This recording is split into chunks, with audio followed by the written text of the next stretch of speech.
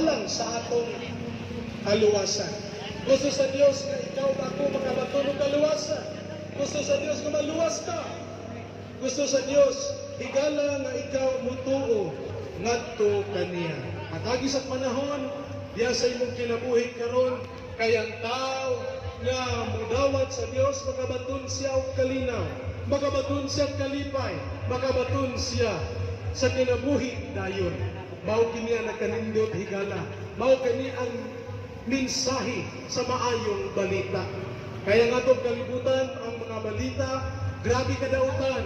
Makita nato sa telebisyon, sa social media, ang mga nagapanghitabo sa atong kalibutan higala, ang atong nasod, grabe ang korupsyon, grabe ang mga butang na nagdaon sa kaugmaon sa atong nasod higala.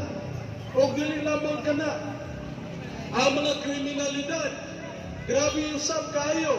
Ngano nga naaman yung mga butanga, resulta kini sa sala sa tawo higala.